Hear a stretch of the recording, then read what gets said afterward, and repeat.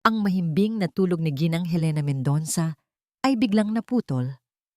Isang malakas na kalabog mula sa labas ng kanyang silid ang gumulat sa kanya, kasunod ng sunod-sunod na pagbagsak ng kung anumang bagay.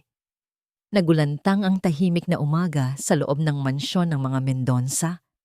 Isang mansyon na sa labas ay simbolo ng kayamanan at kapayapaan. Ngunit sa loob ay unti-unting nagiging piitan para sa kanya. Kinuyuyom niya ang kanyang mga kamao. Ang puso niya ay kumakabog ng malakas sa dibdib. Ilang araw na ba siyang nakakulong sa ginintuang hawla na ito, kung saan ang bawat pader, ang bawat gamit na mamahalin ay tila nangungutya sa kanyang nawawalang kalayaan. Pinilit ni Helena na bumangon, kahit pa mabigat ang kanyang pakiramdam, na tila ba may humihila sa kanyang mga buto. Humawak siya sa gilid ng kama. Ang kanyang paningin ay bahagyang lumabo. Araw-araw, pagkatapos ng pagturok ng kanyang yaya, ay ganito ang kanyang pakiramdam. Laging pagod, laging matamlay, laging balisa. Alam niyang may mali. Ramdam niya sa bawat hibla ng kanyang pagkatao na may nagaganap na hindi tama. Hindi siya naloloka, hindi siya nalilito. Pero bakit tila walang nakakarinig sa kanya? Bakit tila walang naniniwala sa kanya? Ang bawat pagtatangka niyang ipaliwanag ang sitwasyon ay laging nauuwi sa pag-iling ng kanyang sariling anak, si Ricardo, at ang mapanlinlang na ngiti ni Deborah, ang kanyang manugang. Inay, gising na po ba kayo? Isang matamis na tinig ang naririnig niya mula sa labas ng pinto, sinundan ng mahinang katok. Tinig yon ni Deborah. Napalingon si Helena sa orasan sa kanyang mesita. 7:00 pa lang ng umaga, napakaaga, para bisitahin siya ni Deborah na laging abala sa kanyang mga charity works at mga pulong panlipunan. May pakiramdam si Helena na hindi maganda ang pagdalaw na yon. Nang bumukas ang pinto, pumasok si Deborah na may malaking nangiti sa labi. Bitbit ang isang tray ng agahan. Suot nito ang isang puting damit na tila anghel. Bumabagay sa malinis nitong reputasyon sa mata ng publiko. Sa likod nito ay si Ricardo, ang kanyang anak, na may halong pag-aalala sa mukha. Inay, ano po yung kalabog na narinig namin? Okay lang po ba kayo? Tanong ni Deborah. Inilapag ang tray sa lamesa. Niyakap nito si Helena, ngunit pakiramdam ng matanda ay nilalambungan siya ng isang malamig na anino. Wala. May nahulog lang siguro sa labas. Hindi ako pinapayagan na lumabas kaya paano ko malalaman? Sagot ni Helena. Pilit na pinanatiling matatag ang boses. Ngunit ang totoo, nanghihina na siya. Ngumiti si Deborah, ngunit hindi umabot sa mga mata nito ang sinseridad. Inay, kailangan niyo pong magpahinga. Alam niyo naman po, para sa kabutihan ninyo. Umiling si Ricardo, lumapit at hinawakan ang kamay ng kanyang ina. Inay, tama si Deborah. Kakausapin ko ang yaya ninyo na maging mas maingat sa pagdampi sa pinto. Hayaan niyo po muna si Deborah ang mag-asikaso sa inyo. Mahal na mahal ka namin. Ang kanyang mga mata ay puno ng pagmamahal at pag-aalala. Ngunit mayroon ding bahid ng pagdududa na para bang sinasabi niya sa sarili na kailangan niyang paniwalaan ang kanyang asawa. Kumirot ang puso ni Helena. Alam niyang hindi sinasadya ni Ricardo ang pagpapabaya sa kanya. Ngunit ang pagkabulag nito sa katotohanan ang mas nagpapahirap sa kanya. Ricardo, anak, pakinggan mo ako. May ginagawa si Deborah. Ngunit bago pa matapos ni Helena ang kanyang sasabihin, malumanay na pinutol ni Deborah ang kanyang usapan. Inay, wag na po kayong mag-alala. Magpahinga na po kayo. May importanteng meeting po kami ni Ricardo sa kumpanya. Hinalikan nito si Helena sa pisngi. Pagkatapos ay tumango kay Ricardo. Pagkaalis ng mag-asawa, bumalik sa Helena ang dating pakiramdam ng pagkaiisa. Nakita niya ang yaya na si Aling Nena na pumasok upang ayusin ang kama. Ang mga mata ni Aling Nena ay may halong lungkot at takot, ngunit hindi ito nagsasalita. Alam ni Helena na may pinipigil din ito. Kinuha ni Helena ang panulat at papel sa ilalim ng kanyang unan. Pilit niyang isusulat ang lahat ng nangyayari, umaasang may makakita nito at makatulong. Ngunit habang nagsisimula siyang magsulat, pumasok si Deborah. Nagulat si Deborah nang makita ang panulat at papel sa kamay ni Helena. Ngumiti siya, ngunit ngayon ay may bakas na ng pagkapuot ang kanyang mga mata. "Inay, ano po yan?" tanong ni Deborah. Lumapit at marahas na kinuha ang papel sa kamay ni Helena. Pinunit nito ang sulat sa harap mismo ni Helena. "Nalilito na naman po kayo, Inay. Wala po kayong dapat isulat." Napailing si Helena. "Deborah, anong ginagawa mo sa akin? Hindi ako baliw. Bakit mo ako kinukulong dito?" Ngumisi si Deborah. "Dahil para sa akin ang lahat ng ito, Inay. Ang mansyon na ito, ang kumpanya, ang lahat ng pinaghirapan ninyo, at wala nang makakapigil sa akin." Bago pa makasagot si Helena, may kumatok sa pinto. Pumasok si Aling Nena kasama ang isa pang yaya. Bit-bit nila ang isang karayom at bote ng gamot. "Oras na po para sa gamot ninyo, Ginang Helena," mahinang sabi ni Aling Nena. Halatang nag-aatubili. Ngumiti si Deborah. "Sige, Inay, inumin niyo na po yan para makapagpahinga na kayo ng tuluyan." Nanginginig ang mga kamay ni Helena. Alam niyang hindi ito ordinaryong gamot. Alam niyang ito ang nagpapalabo sa kanyang isip, nagpapahina sa kanyang katawan. Ngunit wala siyang magawa. Pinilit siyang umupo. Nang iturok ni Aling Nena ang gamot, naramdaman ni Helena ang unti-unting pagbigat ng kanyang mga talukap. Nahilo siya. Ang huling nakita niya ay ang nangisi ni Deborah na tila nagwawagi. "Masarap ang tulog mo, Inay." Ang huling salitang narinig ni Helena bago siya tuluyang lamunin ng dilim. Tumalikod si Deborah. Nilagyan ng kandado ang pinto mula sa labas. Ang ginintuang hawla ay muling sumara, mas mahigpit kaysa dati. Ang bawat tinig ni Ginang Helena na humihingi ng tulong ay parang kutsilyong tumatarak sa puso ni Jurema.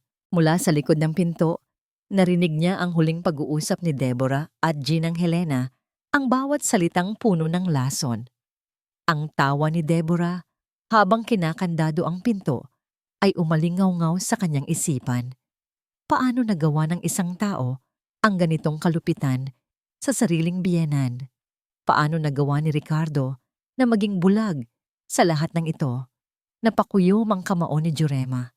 Hindi na niya kayang manatili lang na isang manonood. Simula nang dumating si Deborah sa mansyon, nagbago ang lahat. Ang masayahin at matatag na si Ginang Helena ay naging isang anino ng kanyang dating sarili. Ang pagmamalupit ni Deborah ay unti-unting lumalim, mula sa verbal abuse hanggang sa pagpapainom ng kakaibang gamot.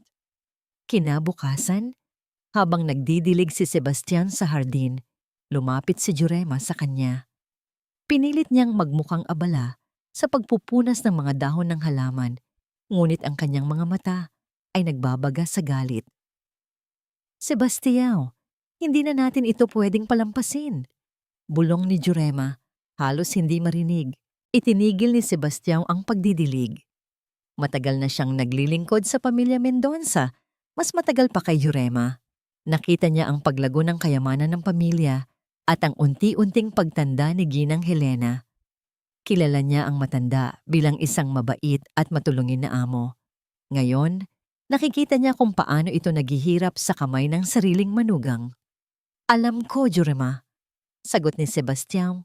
Ang kanyang boses ay puno ng pagkabahala. "Pero ano ang magagawa natin? Si Senyora Deborah, napakatalino, at tila bulag si Sir Ricardo sa kanyang mga ginagawa. Hindi tayo pwedeng sumuko," giit ni Jurema.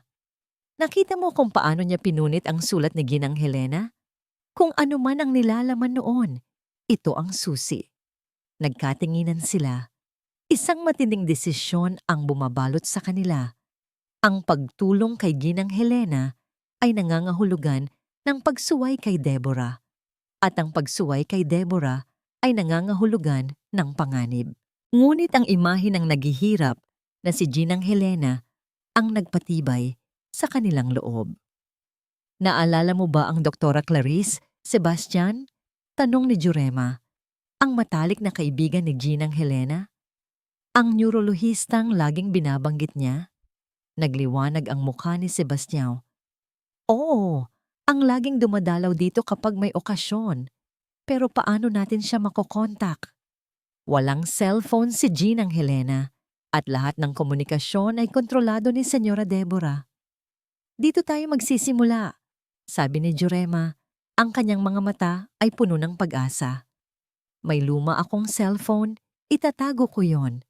Kailangan nating makahanap ng paraan para makalabas ako ng mansyon na nang hindi napapansin. Kunwari, bibili ako ng gamit para sa bahay o para kay Ginang Helena. Nagsimula silang magplano.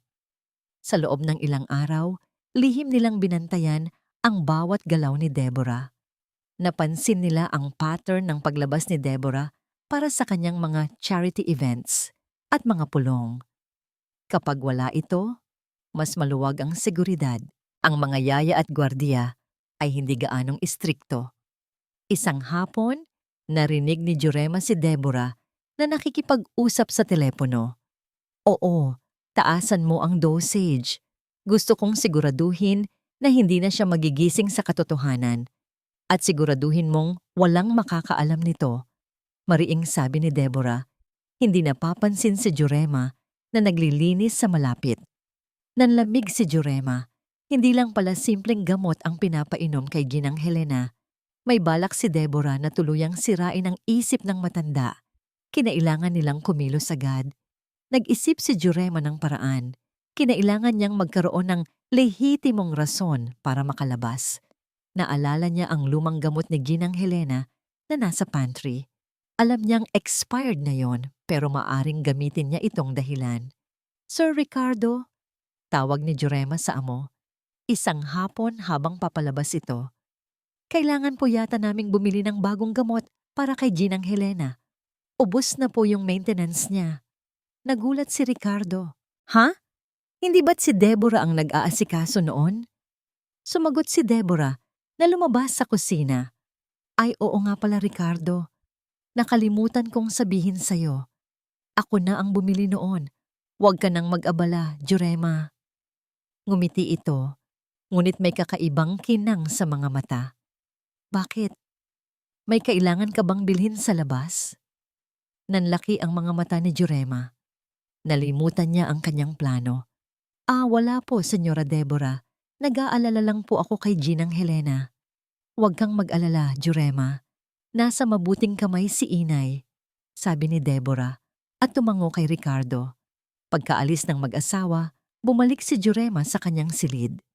Kinuha niya ang luma niyang cellphone na nakatago sa ilalim ng kanyang kama. Ang baterya nito ay patay na. Maingat niya itong isinaksak sa saksakan sa ilalim ng lamesa kung saan hindi ito agad makikita. Alam niya, kailangan niyang maging mas matalino kay Deborah. Ang susunod niyang pagtatangka ay kailangan ng magtagumpay. Kailangan kitang maabot, Doktora Clarice. Bulong ni Jurema sa sarili habang tinitingnan ang screen ng cellphone na unti-unting umiilaw. Ang maliit na ilaw na yon ay tila isang maliit na pag-asa sa gitna ng kadiliman. Nakatingin si Ricardo sa sarili niyang refleksyon sa salamin. Ang kanyang mukha ay puno ng pagod. Mahigit 1 taon na mula nang magkasakit ang kanyang ina at sa bawat araw, tila mas lumalayo ito sa kanya. Naniwala siya sa sinabi ni Deborah na nagiging malilimutin na ang kanyang ina, na kailangan itong manatili sa silid para sa sariling kaligtasan. Pero bakit tila may nagtutulak sa kanyang isipan na may mali? Kahit anong pilit niya, hindi niya makalimutan ang huling pag-uusap nila ni Inay. Ang pagtatangka nito na magsalita tungkol kay Deborah, ang takot sa mga mata nito. Pero agad iyong ipinagsawalang bahala ni Deborah. Sinasabing epekto lang iyon ng sakit ng matanda. Mahal niya si Deborah. Nagpapasalamat siya sa pag-aalaga nito kay Inay. Pero may bahagi sa kanya ang nagdududa. Isang hapon, habang naglalakad siya sa pasilyo, narinig niya ang malakas na boses ni Deborah mula sa kusina. Hindi ito ang malumanay na tono na laging ginagamit nito. Narinig mo ba ako? Walang sino man ang magsasabi ng kahit ano. Kung ayaw mong mawalan ng trabaho, sunugin mo ang lahat ng mga papel na yon. Nagulat si Ricardo. Lumapit siya ng dahan-dahan, ngunit bago pa siya makalapit, huminto ang boses ni Deborah. Pagkapasok niya sa kusina, nakita niya si Deborah na nakangiti. Tila walang nangyari. Nakatayo sa harap nito ang isang bagong katulong, namumutla. "Ricardo, akala ko'y nasa opisina ka pa?" Tanong ni Deborah. Ang nangiti nito ay tila lumilitaw mula sa isang maskara. "May inaayos lang ako sa bagong katulong." "Anong nangyari? May narinig akong sigawan." Diretsyong tanong ni Ricardo. "Ay, wala yun, darling. Medyo matigas lang ang ulo ng bagong katulong. May mga lumang papeles kasi sa bodega na gusto kong ipatapon, ayaw niya raw magsunog." Paliwanag ni Deborah. Tila napakagaan ng usapan. Napakadelikado kasi ng mga lumang papeles. Mahirap na. Baka may magkalat ng apoy. Tiningnan ni Ricardo ang katulong. Ang takot sa mga mata nito ay hindi maitago. Pero nang makita nito ang tingin ni Deborah, yumuko ito at hindi na umimik. Naguguluhan si Ricardo, ngunit ayaw niyang pagdudahan si Deborah. Pinilit niya ang sarili na maniwala. Pagkatapos ng insidente, umakyat si Ricardo sa kwarto. Habang nakaupo siya sa gilid ng kama, bumalik sa kanyang isip ang isang alaala. Bago niya pakasalan si Deborah, may minahal siyang ibang babae, si Ara. Isang simpleng babae, pero puno ng buhay at pagmamahal. Ang pag-ibig nila ay tila perpekto. Ngunit isang araw, bigla na lang siyang iniwan ni Ara na may kasamang sulat na nagsasaad na mas pipiliin nito ang mas mayaman na lalaki. Nawasak si Ricardo. Deborah ang naglapit sa kanya sa panahong iyon. Ang matatamis nitong salita, ang pag-aalaga nito, ang pagsuporta nito. Inakala niyang natagpuan na niya ang kapalit ng nawala. Inakala niyang si Deborah ang kanyang kailangan. Pero ngayon, habang nakatingin siya sa larawan nila ni Ara, mayroong kakaibang kirot sa kanyang puso. "Ano kaya kung hindi mo ako iniwan, Ara?" Bulong niya sa sarili. Ang sakit ng pagtataksil ay humalo sa pagkalito sa kasalukuyang sitwasyon niya. Gabi na. Hindi na makatulog si Ricardo. Nagpasya siyang bumisita kay inay. Dahan-dahan siyang pumasok sa silid ng ina. Tahimik itong natutulog, ngunit ang kanyang mukha ay payat at may bakas ng matinding pagod. Lumapit si Ricardo at hinaplos ang pisngi ng ina. "Inay," bulong niya. "Patawarin mo ako kung hindi kita naiintindihan. Sana'y gumaling ka na." Habang nakaupo siya sa tabi ng kama, napansin niya ang isang lumang libro sa ilalim ng unan ni inay. Isang nobela na paborito ng ina. Kinuha niya ito. Sa pagitan ng mga pahina, may nakita siyang isang nakatiklop na papel. Isang lumang sulat kamay ng kanyang ina. Ito ay isang liham na isinulat ni Ginang Helena sa kanyang ama. Ilang taon na ang nakalipas. Hindi ito sulat ng paghingi ng tulong, kundi isang liham na puno ng pagmamahal at pag-asa. Binasa niya ang huling bahagi. "Kahit anong mangyari, manatili tayong matatag. Mahal ko. Ang katotohanan ay laging mananaig." Napabuntong hininga si Ricardo. Ang sulat na yon ay sumasalamin sa kung gaano kalinaw ang isip ng kanyang ina dati. Paano ito naging malilimutin sa isang iglap? Pinulot niya ang sulat at itinago sa kanyang bulsa. Ayaw niyang makita ito ni Deborah. Hindi niya alam kung bakit, ngunit may nagtutulak sa kanya na itago iyon. Nagsimulang umusbong sa kanyang isip ang isang butil ng pagdududa. Isang pagdududa na tila sinasabi sa kanya na ang katotohanan ay mas malalim kaysa sa kanyang nakikita. Ang bawat araw ay tila mas humahaba para kay Jurema. Mula nang marinig niya ang usapan ni Deborah sa telepono, lalo siyang naging alisto. Hindi lang pala simpleng pagmamalupit ang ginagawa ng manugang kay Ginang Helena. May balak itong tuluyang sirain ang isip ng matanda. Kailangan nilang kumilos. Agad-agad. Naging maingat si Jurema sa bawat galaw niya. Gabi-gabi, bago matulog, sinisigurado niyang nakasaksak ang luma niyang cellphone sa isang tagong saksakan sa ilalim ng aparador. Ang maliit na ilaw ng charging ay tila nagbibigay pag-asa sa kanya. Isang araw, matapos mag-almusal ang mag-asawa, narinig ni Jurema si Deborah na nakikipag-usap sa telepono. Sige, mag-taxi na lang ako papunta dyan. Oo, may importanteng meeting ako sa charity. Huwag kang mag-alala, Ricardo. Ako na ang bahala. Nagsenya si Jurema kay Sebastião na naglilinis ng mga bintana. Nagkatinginan sila. Alam nilang ito na ang pagkakataon. Pagkaalis ni Deborah, lumapit si Jurema kay Ricardo. Sir Ricardo, pwede po ba akong mamalengke? Halos wala na po tayong gulay at karne sa ref. Baka po hindi na ako umabot kapag inutusan po ako ni Senyora Deborah pagbalik niya. Nag-aalangan si Ricardo. Hindi ba't may kargador naman tayo? Hindi mo na kailangan lumabas, Jurema.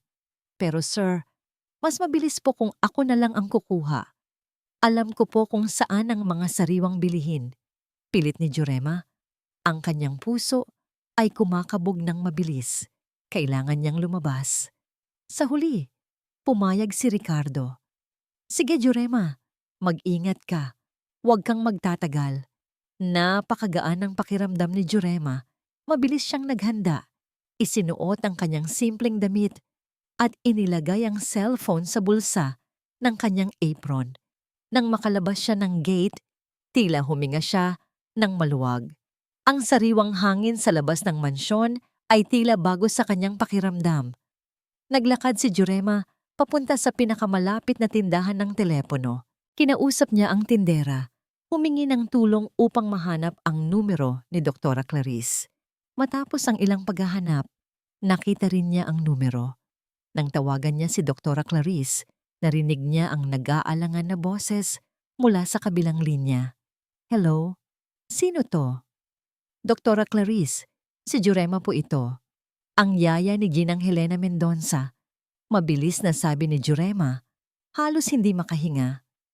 Nagulantang si Clarice. Jurema? Bakit ka napatawag? May problema ba si Helena?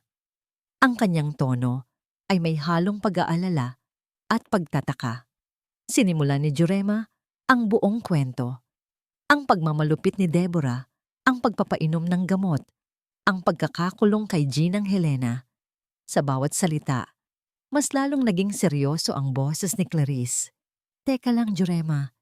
Hindi ko maintindihan. Bakit hindi ko ito alam?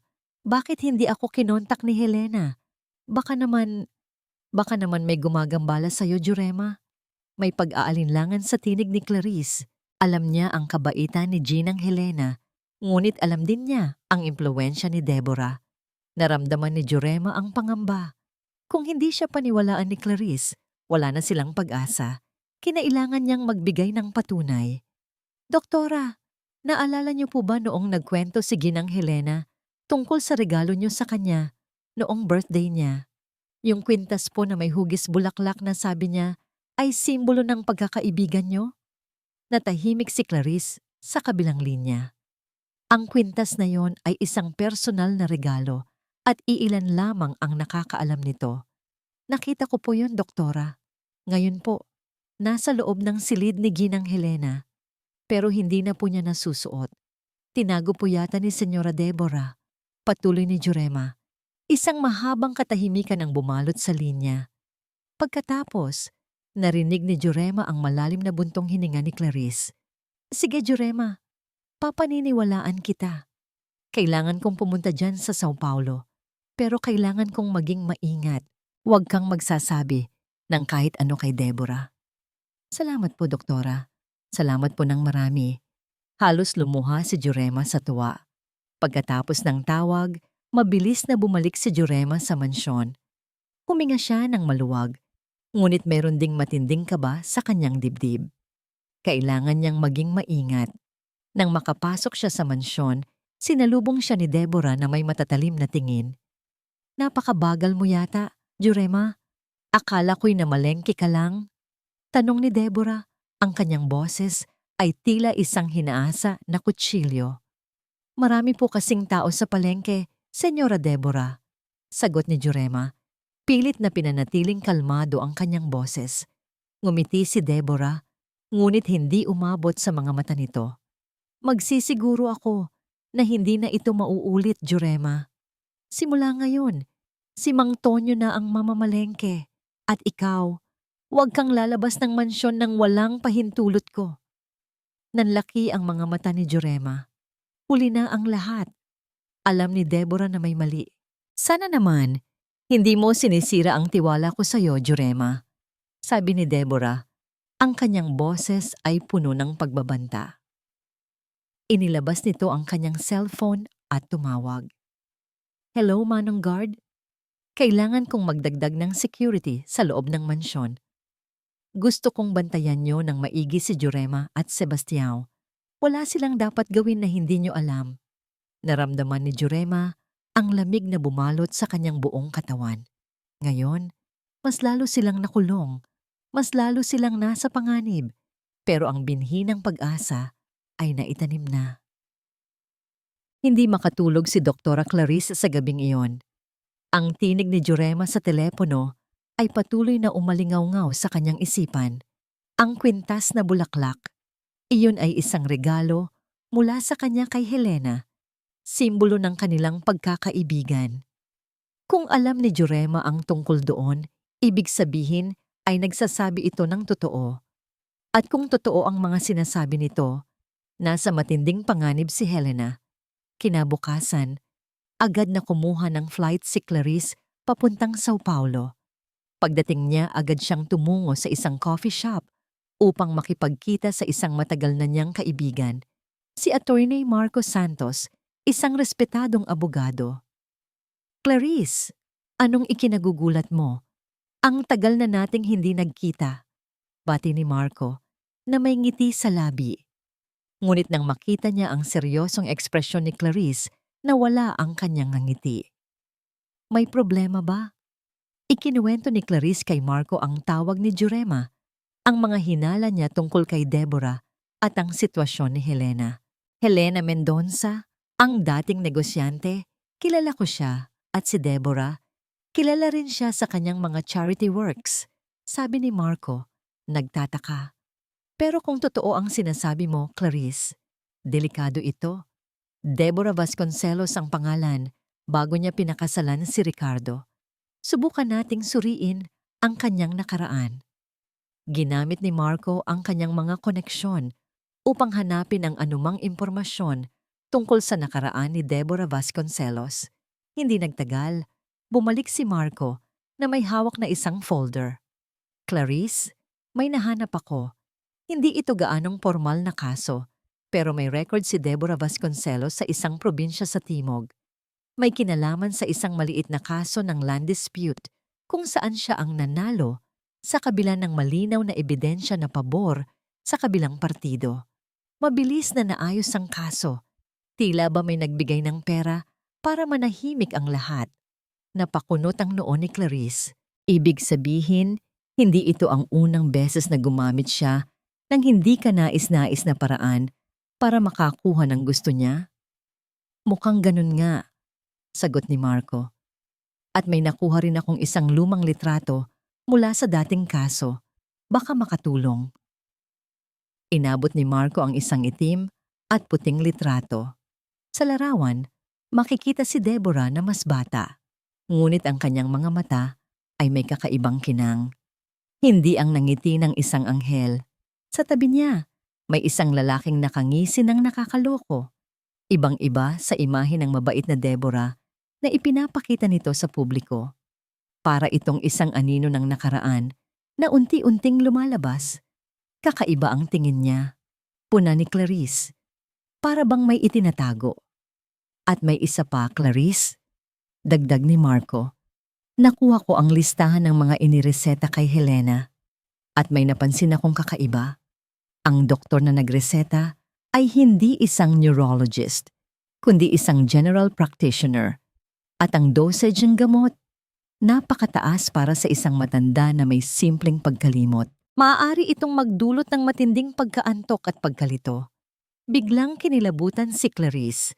Kung tama ang hinala niya, sinasadya ni Deborah na gawing malabo ang isip ni Helena. Marco, kailangan kong makalapit kay Helena. Kailangan kong suriin ang kanyang kalagayan, sabi ni Clarice. Delikado yan, Clarice. Kung talagang ginagawa ni Deborah ang mga bagay na ito, gagawin niya ang lahat para walang makahadlang sa kanya, babala ni Marco. Pero may plano ako. Subukan nating makipag-ugnayan kay Ricardo.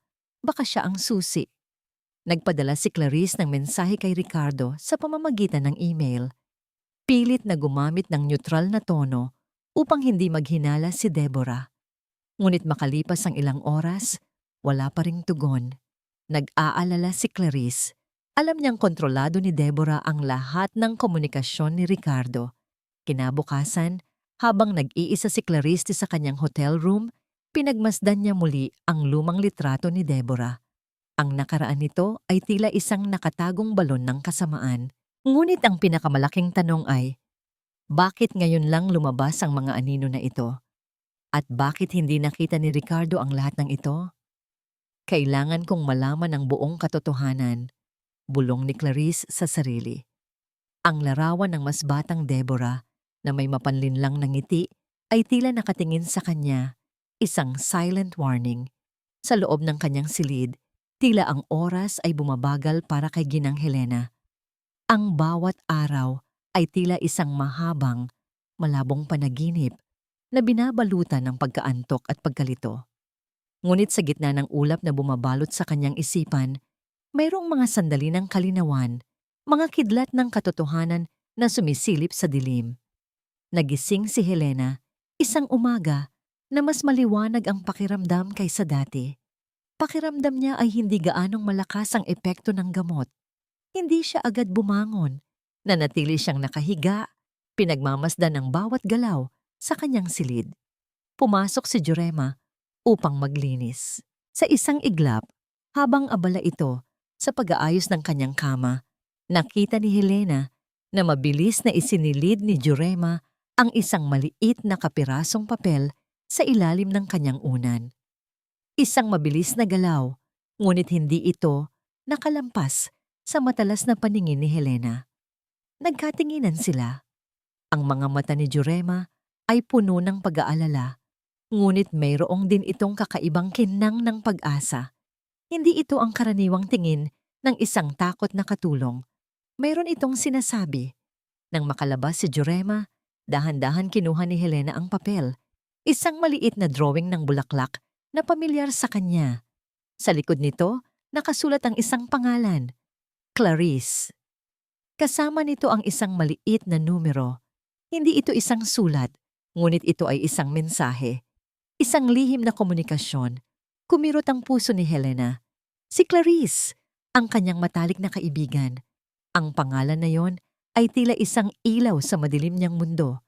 Ibig sabihin, mayroong nakakaintindi, mayroong kumikilos. Kinabahan siya. Ngunit sa halip na takot, isang kislap ng determinasyon ang sumiklab sa kanyang loob. Kailangan niyang magpanggap na wala siyang alam. Kailangan niyang maging matalino. Nang dumating ang kanyang yaya, si Aling Nena, upang magbigay ng gamot, mas pinansin ni Helena ang bawat galaw nito. Ang mga kamay ni Aling Nena ay tila nanginginig habang inihahanda ang karayom. Ang kanyang mga mata ay hindi makatingin ng diretso kay Helena. Mayroong guilt sa kanyang mukha. Nena, mahinang tawag ni Helena. Ang kanyang boses ay tila isang bulong. Nagulat si Aling Nena. Pogi ng Helena? Totoo ba ang sinasabi ni Deborah na may sakit ako?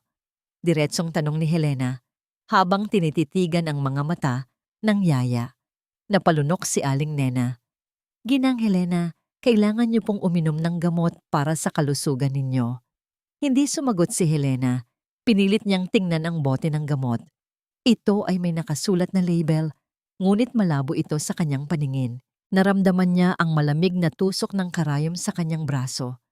Ngunit sa pagkakataong ito, Hindi niya agad pinikit ang kanyang mga mata. Sinubukan niyang labanan ang pagkaantok. Pumasok si Deborah sa silid na may ngiti sa labi. "Kumusta po, inay? Okay na po ba kayo?" Napilitang ipikit ni Helena ang kanyang mga mata, nagpapanggap na inaantok. Ngunit sa ilalim ng kanyang mga talukap, sinisikap niyang pakinggan ang bawat galaw at salita ni Deborah. "Siguraduhin mong walang gagawa ng kalokohan dito, Nena. Ayaw kong may gumawa ng anumang makakasama kay inay," sabi ni Deborah kay Aling Nena. Ang boses nito ay matamis ngunit may bahid ng babala. "At bantayan mo ng maigi ang cellphone ni inay. Baka kung sino ang tumawag." Narinig ni Helena ang mga hakbang ni Deborah na papalapit. Naramdaman niya ang isang kamay na humaplos sa kanyang noo. Isang malamig na haplos, puno ng pekeng pag-aalala. "Mabuti pa'y matulog ka na lang, inay. Matulog ka ng mahimbing!" Bulong ni Deborah sa kanyang tenga. Ngunit sa bulong na yon, may narinig siyang bahid ng pagbabanta. Isang pagbabanta na nagpatibay sa kanyang desisyon.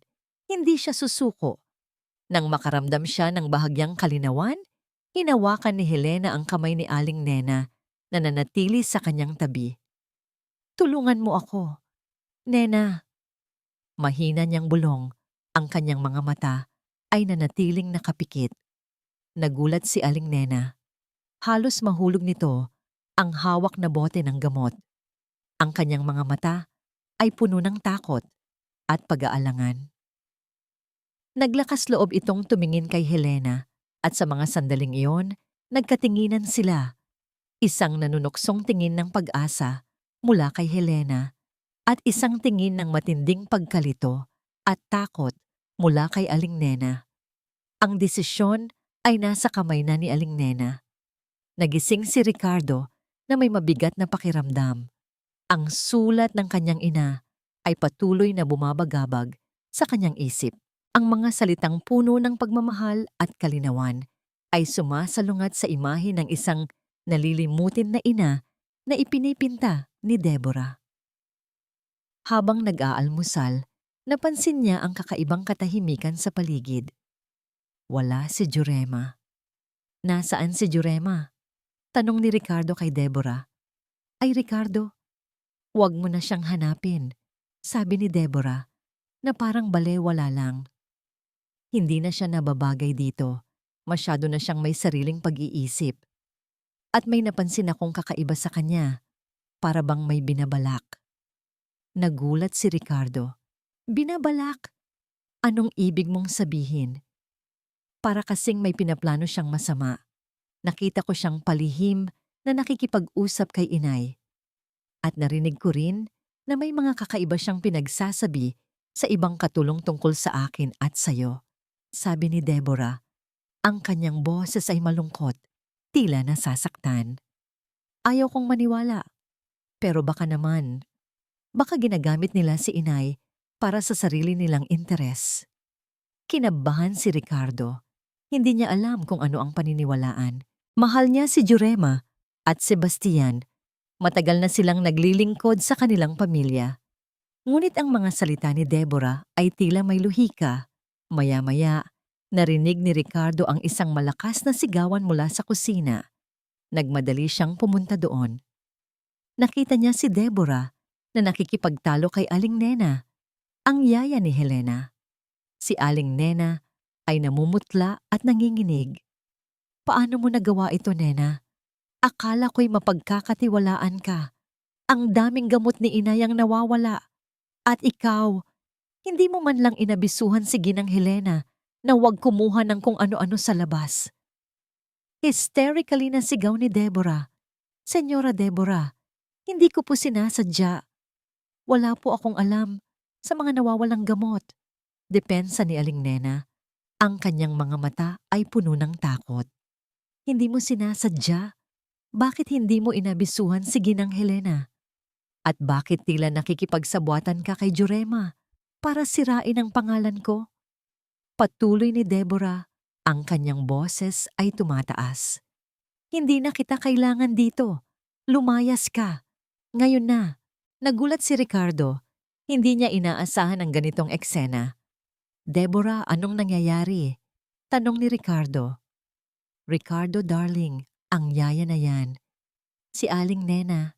Hindi ko akalain na kaya niyang magtago ng sekreto sa atin. May nakita akong mga gamot na nawawala at naghinala ako. Ngayon, lumalabas na mukhang kasabwat pa siya ni Jurema para manira sa atin." Napailing si Ricardo. Ang imahe ng kanyang inang naghahanap ng gamot, kasabwat ang mga yaya, ay nagbigay ng kakaibang sakit sa kanyang puso. Nagsimulang lumaki ang kanyang galit sa mga katulong. Iniisip na ginagamit nila ang sitwasyon ng ina niya. "Deborah, sapat na," sabi ni Ricardo. Ang kanyang boses ay matigas. "Kung ganoon, palayasin mo na siya. Hindi natin kailangan ng ganoong klaseng tao sa mansyon." Naluha si Aling Nena. Nagmadali itong umalis. Ang kanyang mga mata ay may halong sama ng loob at pagtataksil. Sa pag-alis nito, parang nakita ni Ricardo ang isang sulyap ng takot at pagkabigo sa mga mata nito. Ngunit agad niyang ipinagsawalang bahala iyon. Iniisip na epekto lang yon ng pagkaalis sa trabaho. Deborah, lumapit kay Ricardo at niyakap siya. "Salamat, darling. Ginagawa ko lang ang lahat para sa kaligtasan ni Inay at para sa kapakanan ng ating pamilya." Niyakap ni Ricardo si Deborah. Pakiramdam niya ay ginawa niya ang tamang desisyon. Pakiramdam niya ay siya ang nagligtas sa kanyang ina mula sa mga masamang impluwensya. Ngunit sa kaibuturan ng kanyang isipan, mayroon pa ring maliliit na butil ng pagdududa. Pagkatapos ng ilang minuto, narinig ni Ricardo si Deborah na nag-uusap sa telepono. "Oo, walang problema. Nakaalis na siya. Lahat ng ebidensya, naiwan na." Sabi ni Deborah, ang kanyang boses ay tila may tinatagong saya. Walang dapat ikabahala. Wala nang makakapagpatunay ng kahit ano. Nagulat si Ricardo. Hindi niya maintindihan ang ibig sabihin ni Deborah. Anong ebidensya? Anong walang makakapagpatunay ng kahit ano? Mayroon bang higit pa sa nalalaman niya? Isang malamig na pakiramdam ang gumapang sa kanyang likod. Ang mga salita ni Deborah ay tila isang babala na hindi niya nauunawaan. Nang makita ni Sebastian si Aling Nena na lumabas ng mansyon, umiiyak at may dalang mga gamit, kumirot ang kanyang puso. Alam niyang mas lalong nagiging delikado ang sitwasyon ni Ginang Helena. Matapos ang insidente sa pagpapalayas kay Aling Nena, mas lalo pang hinigpitan ni Deborah ang seguridad. 2 pang gwardiya ang idinagdag at bawat galaw ni Jurema at Sebastian ay binabantayan. Gabi-gabi, palihim na nagtatagpo si Jurema at Sebastian sa hardin, sa ilalim ng malaking puno ng manga.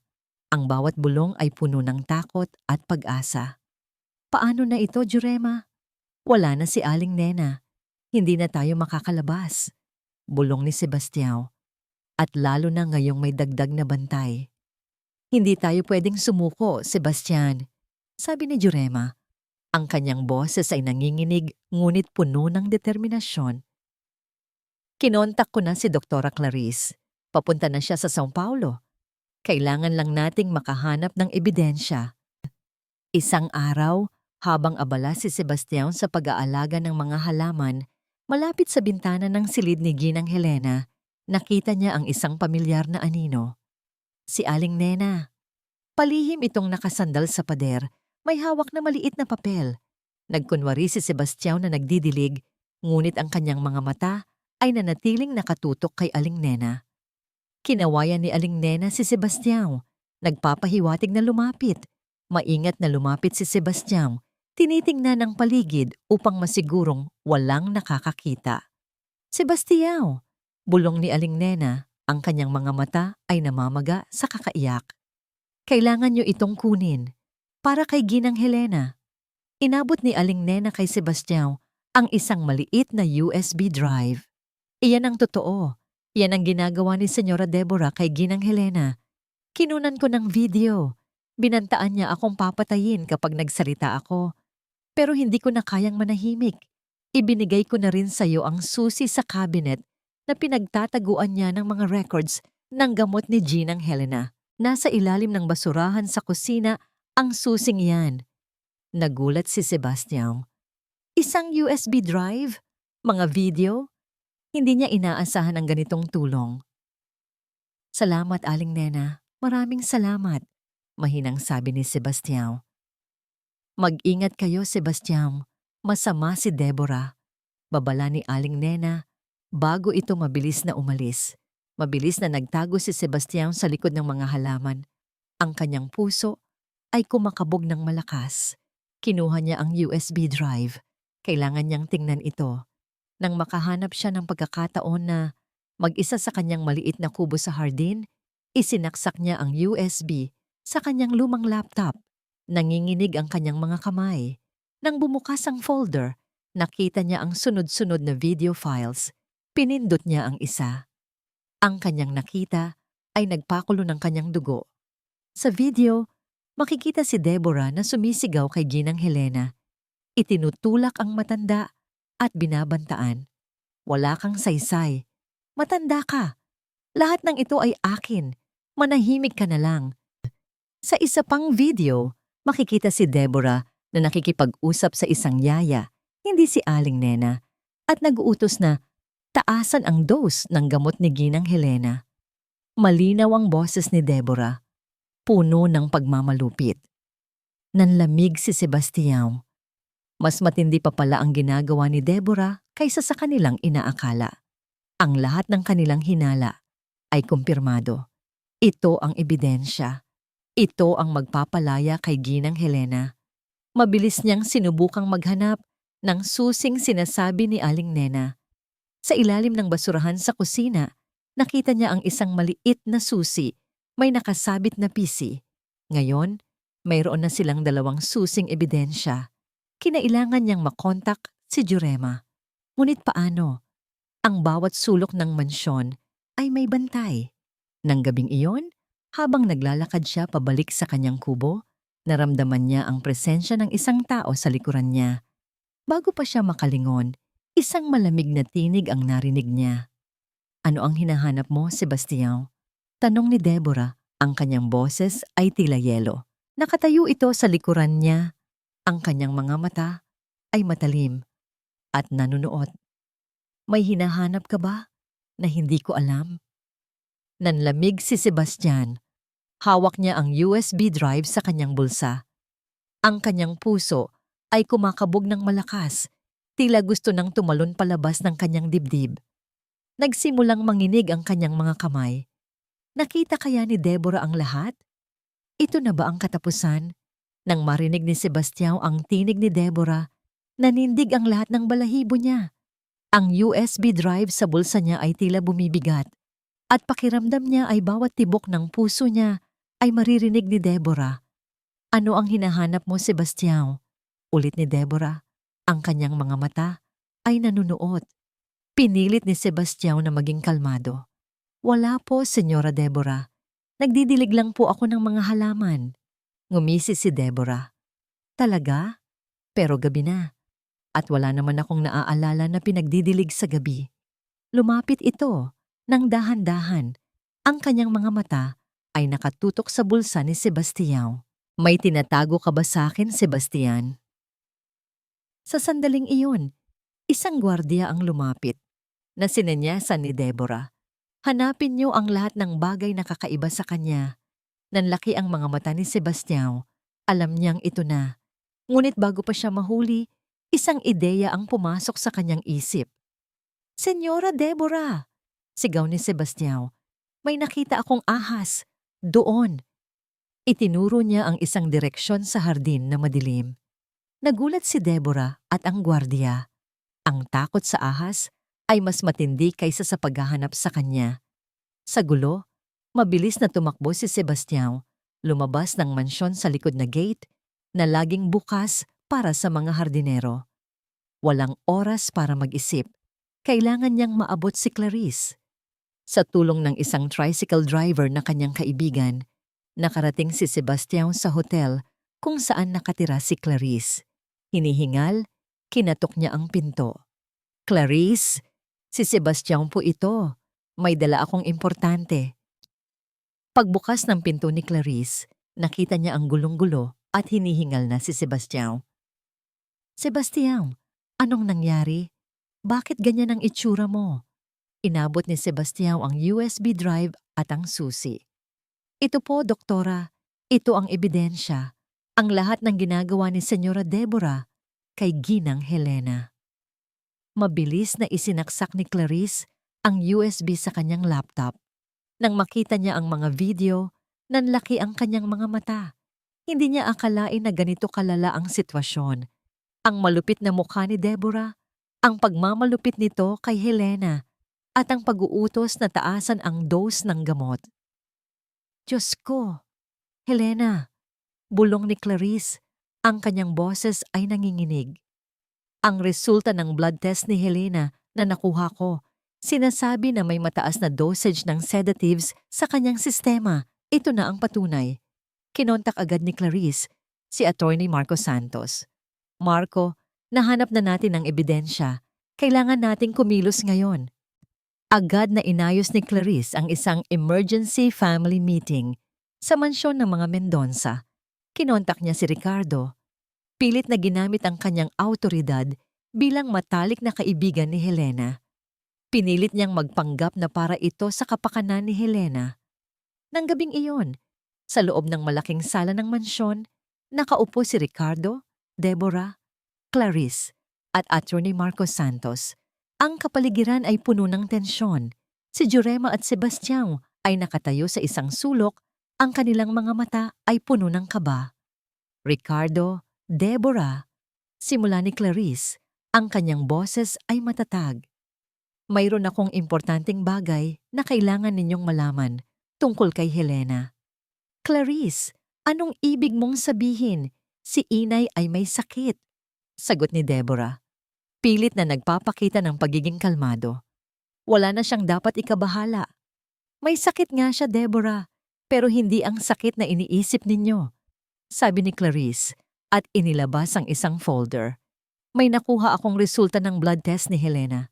Nagpapakita ito ng mataas na dosage ng gamot na pwedeng magdulot ng matinding pagkalito at pagkaantok. At hindi ito ang usual na gamot na inirereseta para sa kanyang edad. Nanlaki ang mga mata ni Ricardo. Anong ibig mong sabihin, Clarice?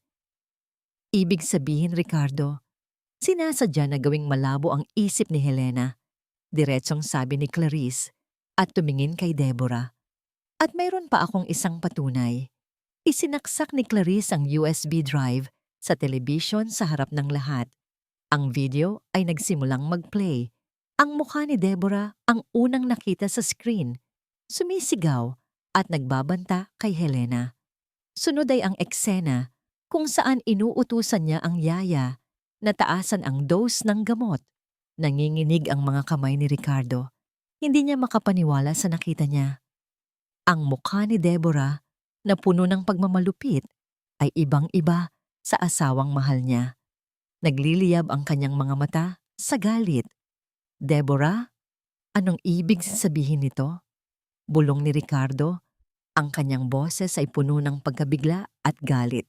Ricardo, darling, hindi totoo yan. Gawa-gawa lang yan. Pinipilit lang nila na sirain ang pangalan ko.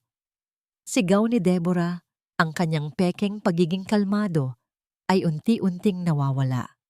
Ngunit ang mga mata ni Ricardo ay nakatutok pa rin sa screen, sa mukha ng kanyang asawa. Ang lahat ng kanyang pagdududa, lahat ng kanyang hindi maipaliwanag na pakiramdam ay nagkakaroon na ng sagot. Ang kanyang ina, ang kanyang sariling ina, ay pinapahirapan ng taong pinakamamahal niya. Lahat ng sinabi mo, lahat ng ginawa mo, kasinungalingan. Sigaw ni Ricardo, ang kanyang tinig ay umalingaw-ngaw sa buong sala. Nagbalik sa isipan niya ang mga salita ni Deborah tungkol sa pagpapalaya sa mga katulong, ang ebidensya na sinasabi nito. Ang lahat ng iyon ay isang malaking kasinungalingan. Deborah, na nahuli sa akto, ay hindi na makapagpanggap. Ang kanyang muka ay puno ng matinding galit at pagtataka. Nang magsalita si Ricardo, ang boses niya ay puno ng sakit at matinding galit. Ang mga salitang iyon ay tumagos sa kaibuturan ng puso ni Deborah na ngayon ay wala ng maskara. Nawala na ang nangiti nitong mapanlinlang, napalitan ng isang mukha na puno ng puot at pagtataka. Kasinungalingan? Deborah, ipaliwanag mo ito. Anong ibig sabihin ng lahat ng ito? Sigaw ni Ricardo, halos lumuhod sa harap ng telebisyon na nagpapakita ng ebidensya. Ang aking ina, ang ina ko, pinapahirapan mo? Pinilit ni Deborah na magpakita ng tapang. Ricardo, darling, nililinlang ka lang nila. Ang mga gamot na yan ay para sa kanya. Ang video na yan ay gawa-gawa lang. Ngunit ang kanyang boses ay nanginginig at ang kanyang mga mata ay nagliliyab sa galit. Gawa-gawa?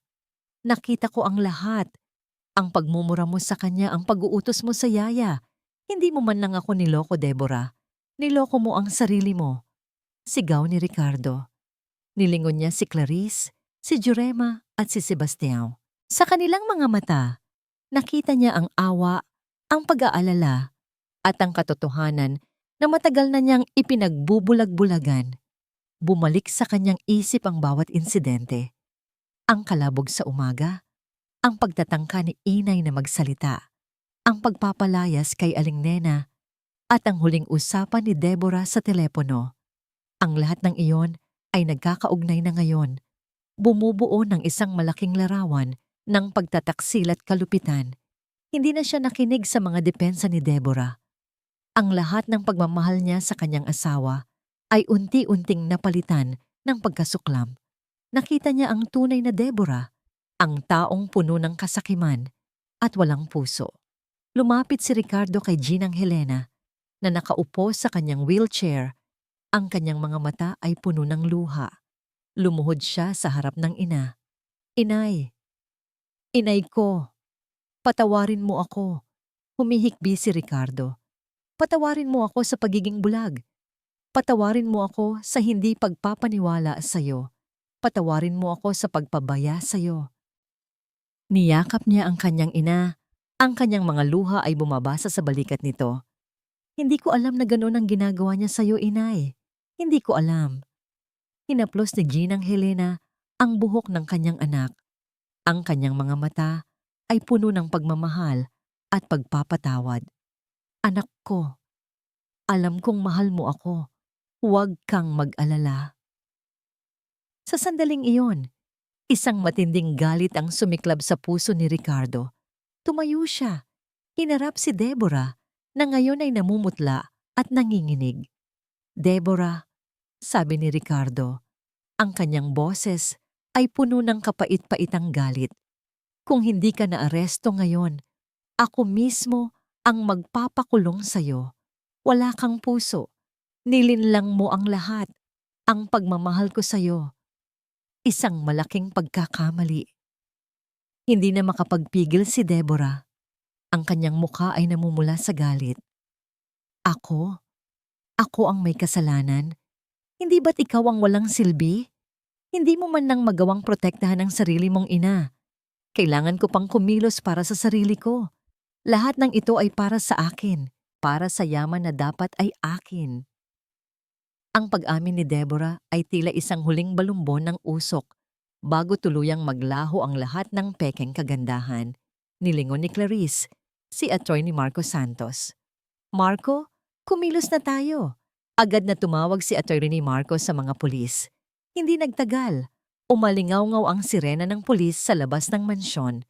Nang pumasok ang mga pulis, nakita nila si Deborah na nakatayo. Ang kanyang mukha ay puno ng galit at pagtataka.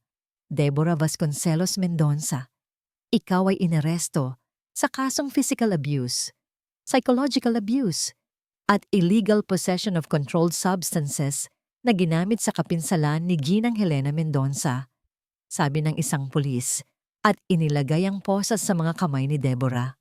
Naramdaman ni Ricardo ang katarungan na unti-unting nagaganap, ngunit sa gitna ng lahat ng ito, nakita niya si Deborah. Bago ito ilabas ng mansyon, humarap si Deborah kay Ricardo at Helena. Ang kanyang mga mata ay puno ng matinding pagkamuhi at puot. Hindi pa tapos ang laban na ito, Ricardo. Helena, babalikan ko kayo. Pagbabayaran niyo ang lahat ng ito. Sigaw ni Deborah habang iginagapang siya palabas. Ang boses ni Deborah ay umalingaw-ngaw sa mansyon, isang huling pagbabanta bago ito tuluyang mawala sa paningin. Naramdaman ni Ricardo ang bigat sa kanyang balikat. Ngunit sa pagkakataong ito, hindi ito bigat ng pagkalito, kundi bigat ng pananagutan. Kailangan niyang protektahan ang kanyang ina. Kailangan niyang humanap ng katarungan. Ang pagkaaresto kay Deborah ay tila isang malaking pader na gumuho, nagbigay daan sa liwanag na matagal nang inaasam ni Ginang Helena. Sa loob ng ilang araw, matapos ang insidente, ang mansyon na dating puno ng tensyon at takot ay dahan-dahang napalitan ng kapayapaan at pag-asa. Dinala si Ginang Helena sa isang ospital para sa masusing medical check-up. Kinumpirma ng mga doktor ang matinding epekto ng mga gamot na ipinainom sa kanya. Ngunit sa tulong ni Doktora Clarice, inireseta ang tamang gamot at sinimulan ng proseso ng physical at cognitive therapy. Hindi iniwan ni Ricardo ang kanyang ina. Sa bawat araw, nandoon siya sa tabi nito, binabantayan ang paggaling. Ang kanyang mga mata, na dating puno ng pagkalito, ngayon ay puno ng pagmamahal at pagsisisi. Inay, kumusta po ang pakiramdam niyo? Tanong ni Ricardo isang umaga, habang inaalalayan niya ang ina na maglakad sa hardin. Mas mabuti na, anak, sagot ni Ginang Helena. Ang kanyang boses ay mas malinaw na kaysa dati. Pero ang katawan ko, tila ayaw pa rin sumunod. Pero salamat sa iyo, anak, at kay Clarice, at kay Jurema, at Sebastião. Ngumiti si Ricardo. Wala po yun, inay. Ang importante, gumagaling na po kayo. Sa mansyon, muling bumalik ang sigla. Si Jurema at Sebastião ay laging nasa tabi ni Ginang Helena, nagbibigay ng suporta at pagmamahal.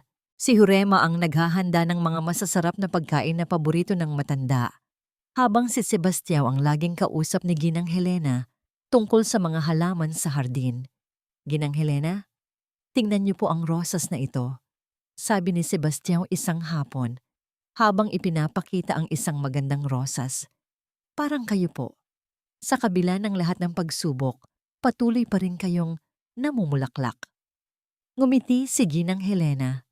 Salamat, Sebastian. Sana ay totoo yan. Ang kaso laban kay Deborah ay umuusad. Sa bawat pagdinig, lumalabas ang katotohanan. Ang mga testimonya ni Jurema, Sebastião, Aling Nena, at ang mga ebidensya mula kay Clarice ay nagpatunay sa kalupitan at kasakiman ni Deborah. Ang reputasyon ni Deborah na matagal nang binuo sa mga pekeng charity works ay unti-unting gumuho. Naging sentro ng balita ang kaso. Ang dating respetadong philanthropist ay ngayon ay isang tampulan ng galit at pagkasuklam ng publiko. Ang mga kaibigan at kasosyo ni Deborah ay unti-unting lumayo. Isang hapon, habang nagpapahinga si Ginang Helena sa kanyang silid, pumasok si Ricardo. Meron itong hawak na album ng mga litrato. Inay, tingnan niyo po ito, sabi ni Ricardo, at ipinakita ang isang lumang litrato. Ito ay litrato niya at ng kanyang ina, na nakangiti sa isang picnic. Napangiti si Ginang Helena. Naalala ko pa yan, anak. Noong bata ka pa. Napakakulit mo. Natawa si Ricardo. Sa bawat alaala na binabalikan nila, mas lalong nagiging maliwanag ang isip ni Ginang Helena. Ang mga therapies, ang pagmamahal ng kanyang anak, at ng mga katulong, ang paghahanap ng katarungan. Ang lahat ng ito ay nagbigay sa kanya ng lakas. Isang gabi, habang nag-uusap sila ni Ricardo, sumagi sa isip ni Ginang Helena ang isang tanong. Anak, si Ara, kumusta na kaya siya? Nagulat si Ricardo. Si Ara, ang babaeng minahal niya bago si Deborah. Matagal na niyang hindi naiisip ang pangalang iyon. Hindi ko po alam, inay, sagot ni Ricardo.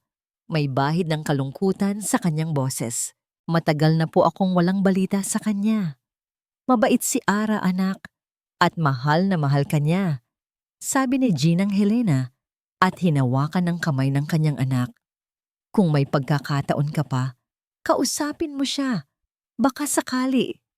Ang mga salita ni Ginang Helena ay tila bumubukas ng isang lumang pinto sa puso ni Ricardo. Isang pinto na matagal nang nakasara dahil sa sakit at pagkabigo. Isang pinto na ngayon ay unti-unting nagbibigay ng pag-asa. Isang pag-asa hindi lamang para kay Helena, kundi pati na rin para sa kanya na maaring mayroong ikalawang pagkakataon para sa tunay na pagmamahal. Ang huling araw ng pagdinig sa kaso ni Deborah ay dumating. Sa loob ng courtroom, ang tensyon ay namuo. Si Deborah, na ngayon ay payat at walang kislap sa mga mata, ay nakaupo sa kanyang upuan, ang kanyang mukha ay puno ng matinding galit at pagkamuhi. Nandoon si Clarice, Ricardo, Jurema, at Sebastião. Bawat isa ay may hawak na pag-asa para sa katarungan. Sa huli, binasa na ng hukom ang hatol.